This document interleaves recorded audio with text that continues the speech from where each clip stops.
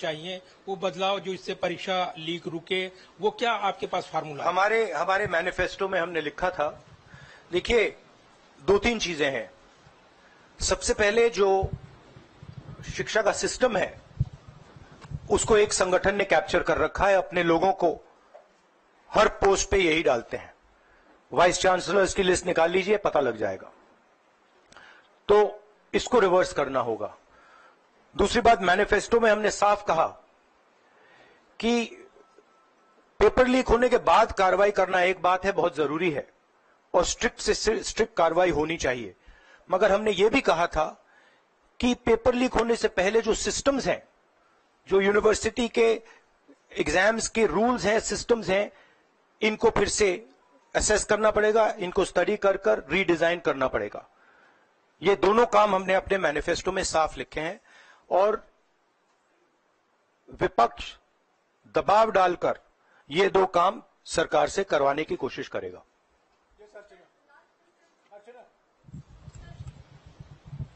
Rahul, do you think so? This is a education emergency, and till now, what is the stand? Government ने जितना भी stand लिया, do you satisfied with that stand? और sir मेरा दूसरा सवाल भी है, जिस तरीके से आप आज स्टूडेंट से मिल रहे हैं, let me answer the question. See, there is a huge pressure on our students, and the pressure comes from a number of directions.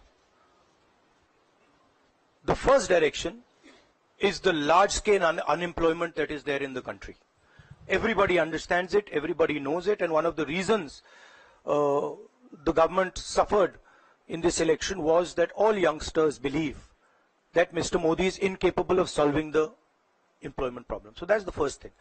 Second thing is, there's huge pressure because of this, and there are very few avenues for students in all areas, right? So you've cut off the job avenue. Now you're cutting off the exam avenue. You're saying, you can take an exam, you can study, you can work as hard as you want. On the last date, we're going to tell you that the exam is cancelled. So, that avenue is also shut. You've shut avenues like Agniveer. You've shut avenues like the public sector. So the youth of India have nowhere to go. It doesn't matter whether you're an IIT graduate, IIT student, or you're trying to join the army. The youngsters in India simply have no way through. And it's not just an educational crisis. It's a crisis in pretty much every sphere that we are facing. Now, before the elections, it was very clear that there was massive control of the media, massive control of the other institutions, so people were quiet. Now people are very clear that we're sitting on a disaster, and we've got a government that is crippled, cannot do the job. It's literally walking around on one leg, right?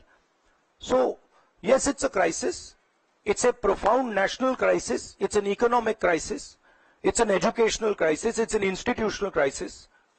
So, but I don't see any response. I don't even see the capability of a response, right? So, हाँ, नहीं, 1 second. Bihar का भैया हमने कहा है कि inquiry होनी चाहिए, और जिन्होंने भी पेपर लीक कराया है उनके खिलाफ कार्रवाई होनी चाहिए। राहुल जी, चूंकि ये मामला नेशनल लेवल पे भी एग्जाम्स में हो रहा है, स्टेट लेवल्स में भी एग्जाम्स में कई जगह इस तरह के पेपर लीक की घटनाएं होती है और करोड़ों छात्रों का जीवन अधर में लटक जाता है। आपको लगता है कि एक सख्त कानून बनाने की जरूरत है संसद में, कि इससे निपटने के लिए कैसे होगा? क्योंकि छात्रों का जीवन सख्त कानून आफ्टर द फैक्ट है, वो होना चाहिए।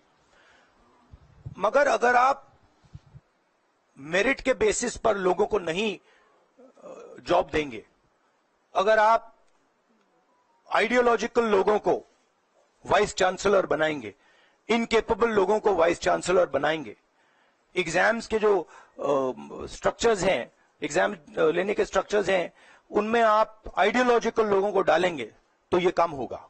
ये इसका सबसे बड़ा कारण BJP and its parent organisation ने जो कैप्चर किया है, ये है।